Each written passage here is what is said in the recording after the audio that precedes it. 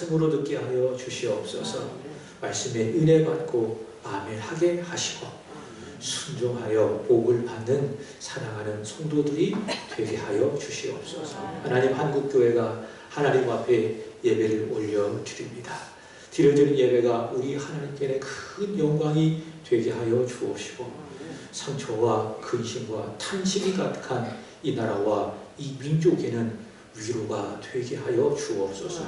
우리 사랑하는 성도들 오늘도 예배에 성공하여 믿음에 성공하게 하시고 믿음에 성공하여 인생에 승리하고 성공함으로 이 어두운 세상 속에 빛이 되게 하여 주옵시고 썩어져가는 곳에 그 썩음을 막는 참된 소금이 되게 하여 주시옵소서. 특별히 우리 다음 세대들을 부르셔서 함께 예배를 드리게 하여 주셔서 감사를 올려드립니다. 믿음은 거저 생기는 것이 아니라 로마서 10장 10절의 말씀처럼 들음에서 난다 말씀하여 주셨사오니 주여 저들의 귀를 열어주셔서 말씀을 잘 듣게 하여 주옵시고 이해하게 하시고 깨달아 하나님 말씀이 믿음이 되어 평생 그리스도를 섬기며 그리스도를 위해서 살아가는 그리스도의 사람들이 되게 하여 주시옵소서. 특별히 환경의 아픔, 육신의 아픔, 마음의 아픔, 여러 가지 아픔으로 신음하고 고통스러워하는 성도들이 있다면 오늘의 예배가 치유하시는 하나님을 만나는 은혜의 시간이 되게 하여 주옵소서. 감사합니다. 예수님의 이름으로 기도합나이다. 아멘. 지난 한 주 평안하셨습니까? 그래도 다행이네요. 평안하셨다고 하니. 앞서 기도하셨지만 작금의 현실을 보면 염려가 참 많으시죠. 저도 그렇습니다. 나라 걱정에 잠을 제대로 잘 수가 없습니다. 그리고 매일 새벽에 나라를 위해서 기도하고 수시로 기도합니다. 한번 따라합시다. 문제보다 크신 하나님 믿습니까? 비록 우리가 처한 현실 속에 여러 가지 문제가 보인다 할지라도 그러나 여러분 믿읍시다. 우리 하나님은 그 문제보다 크십니다. 그리고 하나님은 그 문제에 대한 정확한 답을 갖고 계십니다. 이 하나님을 믿고 의지하고 함께 기도합시다. 기도보다 앞서지 말기를 바랍니다. 그리고 기도를 멈추지 않는 저와 여러분이 되기를 축복합니다. 우리 서로 인사합시다. 염려하지 말고 기도합시다. 염려하지 말고 기도합시다. 성경의 마지막 성경인 요한계시록을 읽어가고 있습니다. 저만 읽고 있는지 모르겠지만 이런 생각을 해요. 내가 세한교회 대표로서 내가 읽는다. 그래서 새벽마다 읽고요. 그리고 전하고요. 그리고 금요 기도회 때도 전하고 또 주일 오전과 오후에도 열심히 이 요한계시록의 말씀을 전하고 또 읽어가고 있습니다. 오늘 새벽에는 요한계시록 16장 읽었습니다. 요한계시록에 나오는 세 번째 심판인 일곱 대접 심판 요한계시록 16장을 읽었습니다. 그리고 내일 새벽부터는 17장을 읽어갈 것입니다. 이렇게 어렵지만은 또 전하기 조금 까다롭지만은 이 말씀을 읽으면서 또 여러분에게 전하면서 제가 가지고 있는 불변의 믿음이 하나 있습니다. 그것이 무엇인가 하면은 이 요한계시록을 읽는 사람, 요한계시록 1장 3절의 말씀을 보시면은 이 요한계시록을 첫 번째 읽는 사람, 그리고 두 번째로는 듣는 사람, 요한계시록을 듣는 사람, 그 다음에 세 번째로는 이 가운데 기록한 것을 지키는 사람에게는 무엇이 있다? 복이 있다. 복이 있다. 라는 믿음이 저희 안에 있습니다. 근데 제가 읽고 있거든요. 그리고 여러분은 이 말씀을 듣고 있거든요. 그래서 저도 그렇고 여기 있는 분들도 그렇고 어떤 사람입니까? 복이 있는 사람이다. 우리 세한교회는 어떤 교회? 하나님이 보시기에 복이 있는 교회다라고 하는 것입니다. 그래서 여러분 조금 어렵다 할지라도 우리 다음 세대들 지난주도 왔는데 오늘 또 왔는데 한 명 어디 갔어?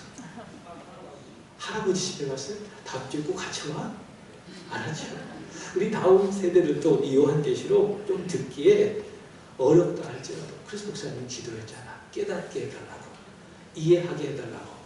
그나마 잘 들으면은 은혜가 되어지고 또 성령께서 듣는 여러분들에게, 특별히 우리 다음 세대들에게 큰 은혜와 복을 주실 줄로 믿습니다. 3주에 걸쳐서 주일마다 요한계시록을 전했습니다. 물론 새벽에도 전하고 금요기도에도 전하지만 그래도 주일날 전했습니다. 어떤 말씀을 전했는가 한번 생각을 해봅니다. 요한계시록 2장과 3장의 말씀을 보시면은 7교회에 대한 예수님의 말씀이 나옵니다. 여러분 성경에 7이라고 하는 숫자는 무엇을 상징하는가 하면은 완전을 상징하는 겁니다. 그래서 요한계시록 2장과 3장의 말씀을 보시면은 소아시아 지역, 오늘날로 말한다면은 튀르키예 서쪽에 위치한 지역을 소아시아 지역이라고 이야기하는데 그 소아시아 지역에 위치한 7교회가 소개가 되어집니다. 근데 이 7교회가 완전하다 그런 의미가 아니라요. 과거에도 그리고 지금도 그리고 앞으로도 이 지상에 교회가 있을 것인데 이 지상 교회를 완벽하게 보여주기 때문에 이 소아시아 7교회가 7교회로 그렇게 성경은 표기하고 있는 것이지요. 요한계시록 2장 1절부터 7절까지 말씀을 전했습니다. 처음 나오는 교회가 어떤 교회입니까? 에베소 교회잖아요. 에베소 교회. 에베소 교회는 참 열심히 있는 교회였습니다. 그리고 인내한 그런 교회였습니다. 특심, 열심을 넘어서 특심을 갖고 있는 그런 교회였습니다. 근데 이 에베소 교회를 주님께서 보실 때에 그들의 열심, 그들의 인내, 그들의 특별한 열정을 칭찬하셨지만 이 에베소 교회가 우리 주님으로부터 책망을 받았어요. 왜 책망을 받았습니까? 버린 것이 있습니다. 아주 중요한 것 하나를 버렸습니다. 그것이 무엇입니까? 처음 사랑. 내가 예수님을 처음 만났을 때 가졌던 그 처음 사랑을 버렸기 때문에 예수님께서는 내가 너희들의 열심을 안다. 너희들의 인내를 안다. 그러나 내가 너에게 책망할 것이 있나니 처음 사랑을 버렸느니라. 그러므로 처음 사랑을 회복하라. 예수님께서 그렇게 이 에베소 교회를 향하여 말씀하셨습니다. 여러분, 이 예수님의 말씀을 우리 교회를 향한 예수님의 말씀으로 한번 받아들이기를 축복합니다. 내가 처음 예수님을 만났던 그때 가졌던 그 처음 사랑, 그 사랑을 회복해야 되지 않겠습니까? 첫째 시간 처음 사랑을 회복하라 그 말씀을 여러분에게 전해드렸습니다. 그리고 예수께서 재림하시기 전에 이 악한 세상에 하나님의 공의로운 심판이 있게 될 것입니다. 물론 예수께서 재림하시면 그때 최후의 심판이 있어서 베드로후서 3장 12절의 말씀처럼 하늘과 땅과 모든 것들이 다 사라지고 새하늘과 새 땅이 완성이 될 것인데 그 전에도 부분적으로 하나님의 심판이 있게 될 것입니다. 그 심판이 어디에 기록되어 있는가 하면 계시록 4장부터 16장까지 기록되어 있는데 대표적으로 세 개의 심판이 소개가 됩니다. 여러분 아시는 분 아실 것입니다. 첫 번째로는 일곱인 심판입니다. 그리고 세 번째로는 일곱 나팔 심판. 그 다음에 세 번째로는 일곱 대접 심판입니다. 자, 그런데 이 하나님의 심판이 어디서부터 집행이 되는가? 요한은 보기를 하늘에서 집행이 된다. 그래서 요한계시록 4장에 가서 요한은 성령의 감동으로 하늘에 하나님을 보게 된 것이죠. 성령의 감동으로 하늘에 하나님을 보니 하늘이 보입니다. 그리고 보좌가 보입니다. 그 보좌에 누가 앉아 계셨습니까? 이 세상을 창조하신 전능하신 하나님이 그 보좌 가운데 앉아 계시는 겁니다. 그리고 내 생물과 24장로들과 천천만만의 천사들과 그리고 여러 피조물로부터 찬송과 경배와 찬양을 받고 계시는 것이죠. 그 하나님으로부터 이 세상에 하나님의 심판이 내려오게 되는 것이지요. 그래서 둘째 주에는 하늘의 하나님이라고 하는 제목으로 여러분에게 말씀을 전했습니다. 자, 하늘의 하나님이 이제 이 땅에 하나님의 심판을 집행하십니다. 그 집행하시는 원인이 어디에 있느냐? 요한계시록 8장 1절부터 5절까지 말씀을 보면 성도의 기도에 있다. 그렇게 이야기합니다.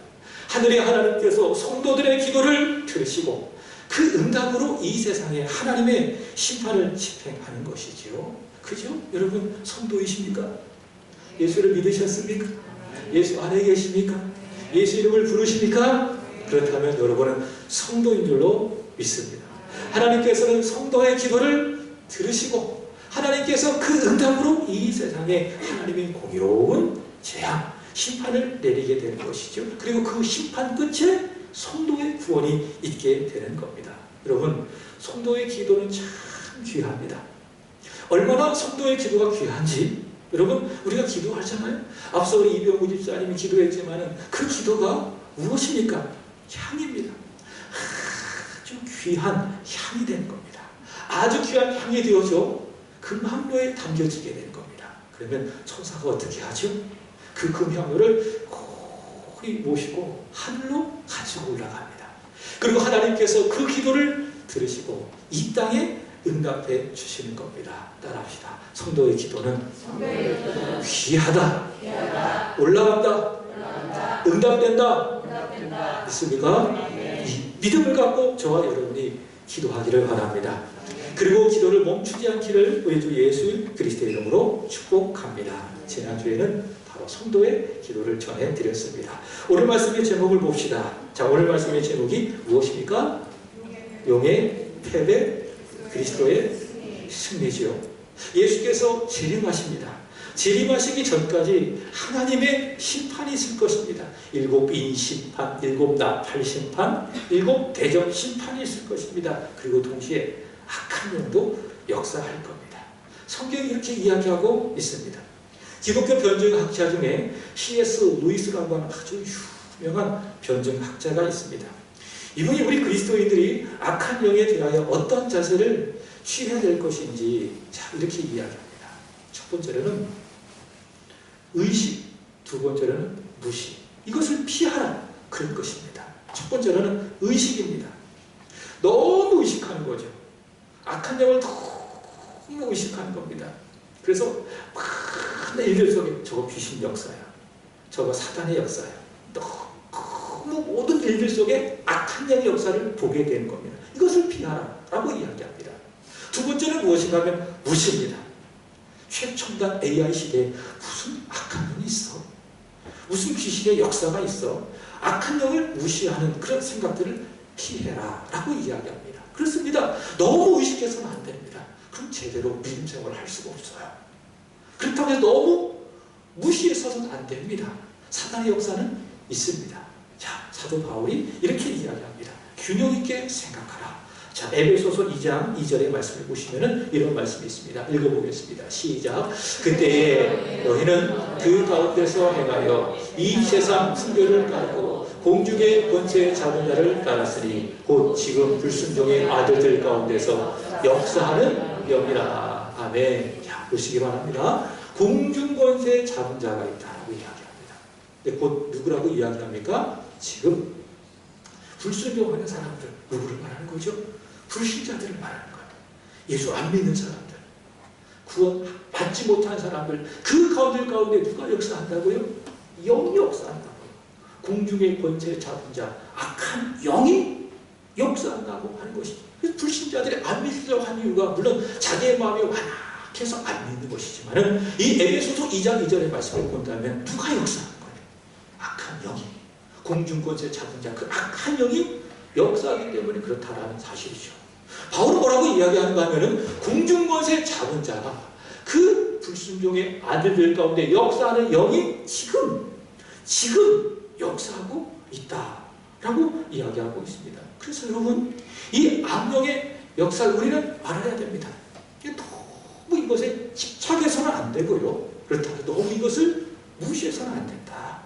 균형 있게 이 악한 영에 대한 우리는 의식을 갖고 긴장하고 믿음의 길을 걸어가야 한다는 사실이죠. 자, 오늘 읽은 본문의 말씀을 보시면은 이 악한 영을 뭐라고 이야기하고 있는가 하면 용이라고 이야기합니다. 용이라고 이야기하는데 우리 3절을 보도록 하겠습니다. 다 같이 읽어보겠습니다. 시작. 하늘에 또 다른 이적이 보이니 보라, 한 큰 붉은 용이 있어 머리가 7이요 뿔이 10이라. 그 여러 머리에 7 왕관이 있는데. 아멘. 여러분, 요한은요 성령의 감동으로 하늘을 보았습니다. 그리고 하늘에 하나님을 보았습니다. 그리고 동시에 요한은 성령의 감동으로 또 누구를 보았습니까? 무섭지만 때로는 두렵겠지만 무엇을 보았습니까? 악한 영을 보았는데 그 악한 영이 무엇으로 보였습니까? 큰 작은 용이 아니라 큰 붉은 용으로 보인 것입니다. 여러분, 용이라고 하는 그런 동물이라고 할까요? 동물이라고 할까요? 용을 아시죠? 제가 한번 용을 찾아봤어요. 그랬더니 위키백과에 이렇게 소개하고 있더라고요. 잘 들어보십시오. 용은 동아시아의 신화 및 전설에 등장하는 상상의 동물로 여겨지지만 수많은 역사 기록에 남아있는 생물이다. 특히 중국에서는 신성한 동물, 즉 영수라고도 하여 매우 귀하게 여겼다. 용은 영수 중에서도 특히 귀하게 여겨져 용이 모습을 드러내면 세상에 크게 변할 전조라고 믿어졌다. 이 동양적인 사고로 용을 긍정적으로 봅니까? 아니면 부정적으로 봅니까? 긍정적으로 보는 것을 볼 수가 있습니다. 그래서 사실 우리가 접하는 영화나 만화나 드라마에서 용들이 때로 등장하잖아요. 다 어떤 의미인가 하면 신령한 의미지. 좀 긍정적인 이미지로 생각을 합니다. 그래서 어떤 분들은 이름을 지을 때 하나 넣는 게 뭐예요? 용이라는 그런 단어를 넣어서 이름을 짓잖아요. 여러분 빅뱅의 원고 권지용이라고 아십니까? 권지용. 그래서 이 권지용이라는 친구가 이름을 지드래곤 그럽니다. 왜 지드래곤인지 아십니까? 지 쓰고 그 다음에 용이기 때문에 드래곤 그런 거예요. 자기를 지드래곤 그런 거예요. 근데요, 용이라는 것은요, 그런 긍정적인 이미지가 아닙니다. 성경을 보게 되어지면 용은 무엇인가? 용은 무엇인가? 한번 용의 정체를 보도록 할까요? 우리 구절을 보도록 하겠습니다.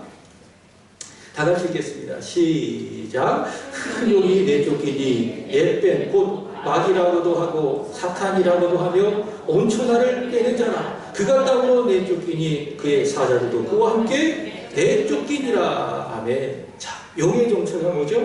사탄이에요. 사탄 또는 마귀. 그래서 사탄, 마귀, 사탄. 전혀 다른 그런 존재가 아닙니다. 다 똑같은 존재입니다.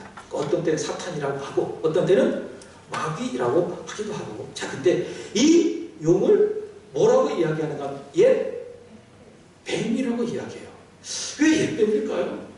왜 이 용을 옛 뱀이라고 이야기할까? 여기 큰데 팍 뚫어가지고 뱀이라고 할까요? 그게 아닙니다. 이 옛 뱀이 어디서 나타나는가 하면은 창세기 3장에서 나타났어요.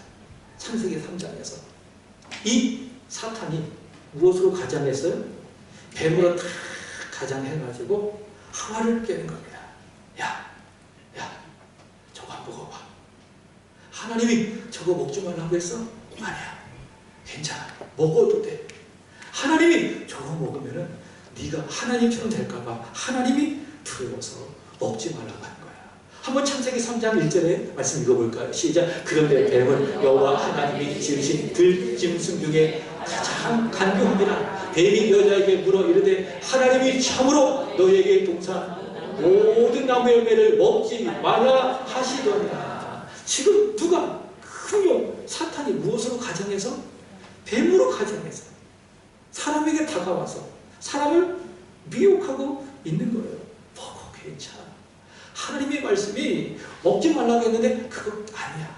먹어도 전혀 문제가 없어. 네가 먹으면 하나님처럼 될까봐 하나님이 그거 무서워서 그거 싫어서 먹지 말라고 하신 거니까 먹어도 괜찮아. 이렇게 사탄은 뱀으로 가정해서 여자를 꿰어 범죄하게 했습니다. 자, 그래서 이 사탄을 뭐라고 이야기하죠? 옛 뱀이라고 이야기하는 거예요. 자, 다시 구절을 보시면은 이 용은 마귀라고도 하고 사탄이라고도 하고 또 뭐라고 이야기합니까? 여기 보시면 온 천하를 꿰는 자라고 이야기하고 있습니다. 무슨 말이냐면은 참말이 아니라 거짓말로 사람들을 계속 꿰고 있다는 것이죠. 그죠? 그러니까 거짓을 참으로 포장해서 사람들을 여전히 계속 꿰고 있다. 요즘 참 시국이 어렵습니다. 소나기처럼 막 뉴스들이 막 쏟아집니다. 과거와 다르게 스마트폰으로 유튜브를 통해서 큰 뉴스들을 접할 수가 있지 않습니까? 정말 포수같이 쏟아져. 쏟아기같이 막 쏟아지는 거예요. 내가 굳이 찾지 않아도 이 알고리즘이라고 해서 내가 검색한 것과 관련된 많은 뉴스들을 내가 굳이 검색하지 않아도 내가 다 보여주고 있습니다. 네, 여러분, 제가 여러분에게 말씀 하나 드릴게요. 보이는 대로 다 믿지 마세요. 들리는 대로 믿지 마세요. 언론들도 마찬가지예요.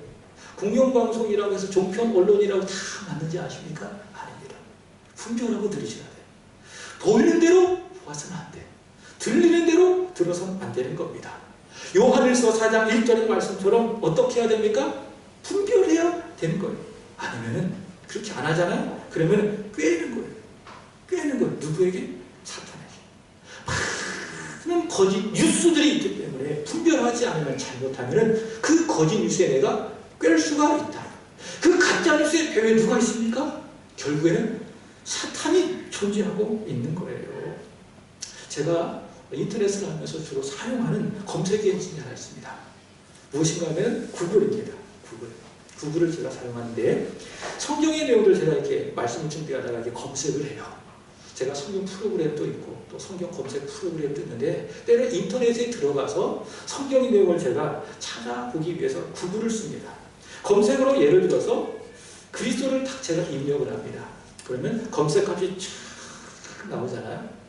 뭐 그리스도가 누구다, 그 구글에서 검색값이 제일 먼저 나오는데 제일 먼저 나오는 출처가 어딘지 아십니까? 하나님의 교회. 근데 그거 몰라요. 자세히 밑에 조그맣게 하나님의 교회가 나와요. 여러분, 하나님의 교회가 누군지 아십니까? 하나님의 교회 그거 교회 아닙니까? 아니에요. 하나님의 교회는 어머니 하나님을 믿는 사람들이에요. 누구예요? 이단이에요. 사입이에요. 정신 차리지 않으면요, 꿰인다니까요. 그 꿰는 일에 누가 있습니까? 욕이 있어요. 사탄이 있어요. 정신 차리고 보지 않으면은, 듣지 않으면은, 잘못하면 사탄에 꿰일 수가 있다. 따라합시다. 분별합시다. 정신 차립시다. 보이는 대로 보지 말고요. 들리는 대로 듣지 말고 어떻게 하자? 분별하고 정신을 차리고 받아들이자. 잘못하면 꿰일 수가 있으니까. 자, 계속해서 보도록 하겠습니다. 이 용의 정체가 무엇인가 하면 거짓말로 온 천하를 꿰는 사탄이다 라고 이야기를 합니다. 자, 근데 다시 9절의 말씀을 보도록 하겠습니다. 다시 9절 시작. 큰 용이 내쫓기니 옛뱀 곧 마귀라고도 하고 사탄이라고도 하여 온 천하를 꿰는 자라. 그가 땅으로 내쫓기니 그의 사자들도 그와 함께 내쫓기니라. 아멘. 사탄이 온 천하를 꿰고 있지만 그러나 보십시오. 이 말씀 속에 반복되는 말씀이 하나 있습니다. 그것이 무엇인가 하면 내쫓겼다. 이게 무슨 말씀인가? 패했다, 그 것입니다. 영적 싸움에서 패했다, 이 사탄. 그래서 사탄은 승리한 영적 존재가 아닙니다. 패배한 영적 존재입니다. 자, 근데 어떻게 이 용이 패배했는가? 우리 이어지는 10절의 말씀을 보도록 하겠습니다.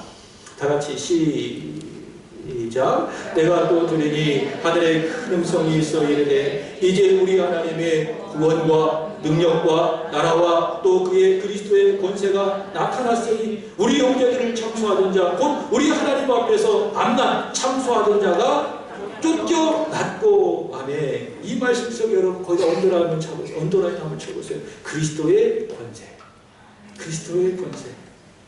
나타난 그리스도의 권세로 용이 쫓겨났다. 용이 패배했다. 그런 이야기죠. 그렇습니다.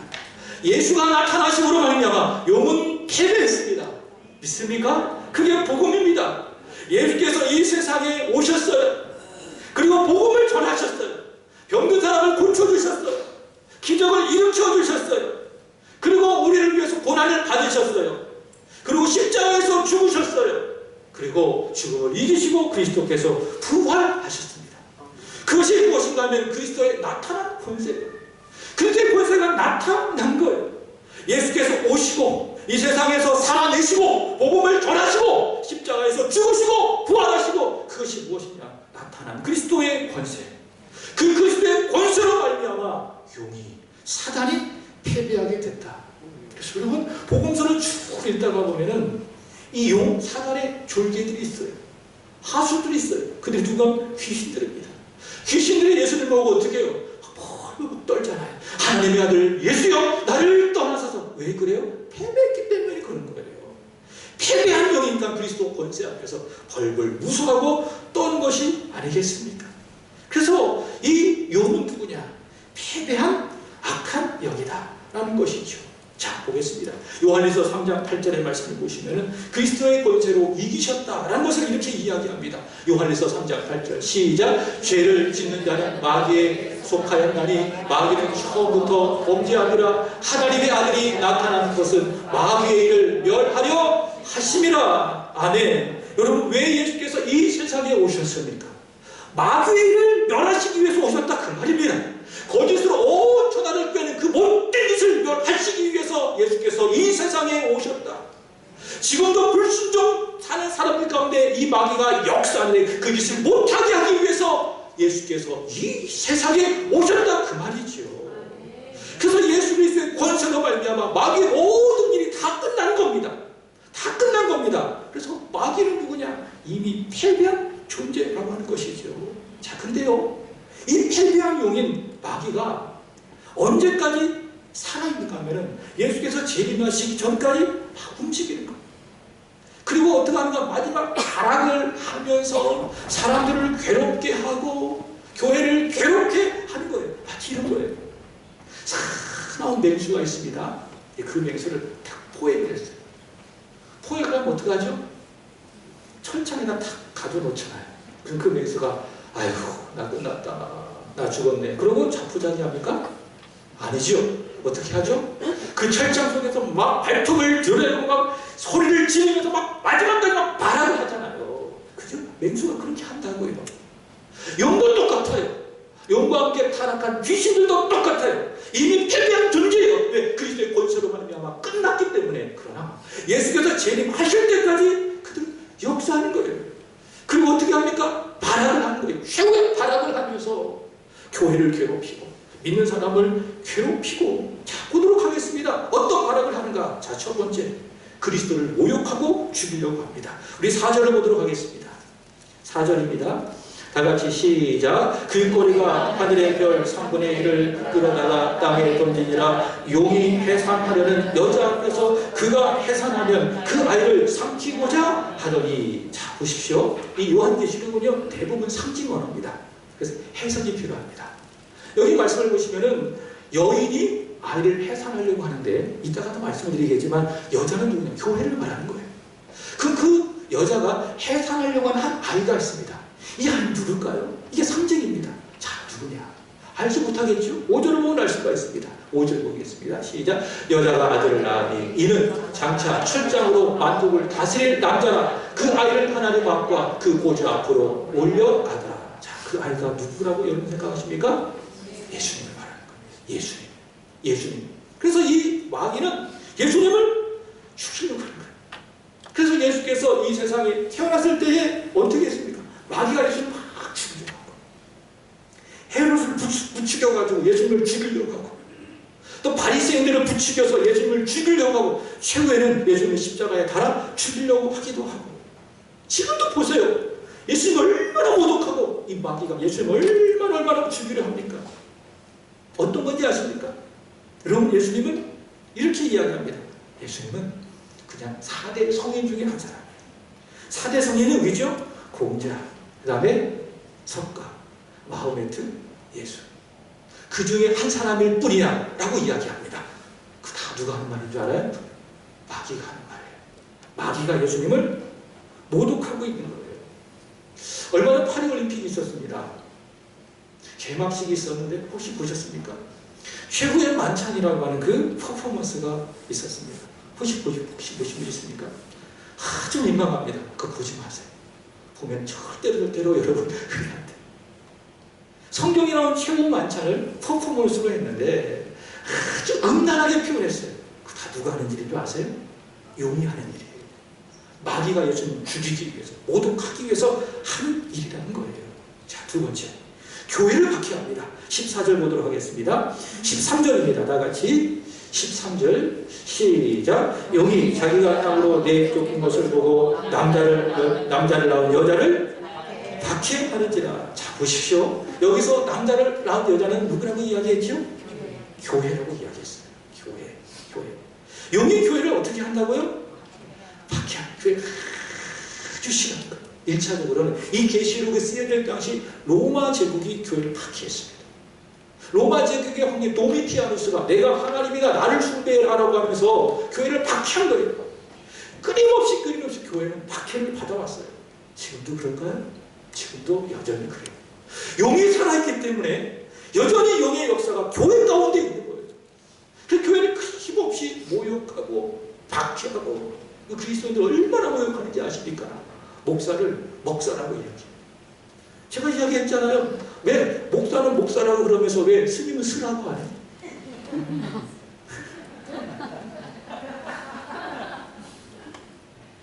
기독교를 개독교라고 이야기해요. 얼마나 교회를 비아냥거리고 교회를 박해하고 전도하려면 못하게 하고 그런 사람들이 너무나도 많이 있습니다. 배우가 있단 말이에요. 누가 그러는 거예요? 용이 그 배우에 있다. 용이 그 배우에 있어가지고 최후의 발악을 하면서 교회를 참멸하려고 교회를 박해하고 있는 것입니다. 사도 베드로가 이런 말을 했어요. 한번 읽어보겠습니다. 베드로전서 5장 8절 9절 시작. 근신하라 깨어라 너희 대적 마귀가 우는 사자같이 두루 다니며 삼킬 자를 찾나니 너희는 믿음을 굳건하게 하여 그를 대적하라. 이는 세상에 있는 너희 형제들도 동일한 고난을 당하는 줄을 알미라. 아멘. 베드로가 뭐라고 이야기했습니까? 정신 차려라 그 말이에요. 깨어있어라. 마귀는 누굽니까? 우리 대적이다. 그래서 우는 사자와 같이 우리를 삼키기 위해서 두루 다니다라는 사실이죠. 뭐라고 이야기하느냐? 그래서 믿음을 굳건히 하면서 그를 대적하라. 베드로가 그렇게 이야기하고 있습니다. 자, 그렇다면 오늘 말씀을 나가면서 대적할 것은 무엇이냐? 자, 오늘 성경 본문을 보도록 하겠습니다. 자, 어디를 보시는가 하면은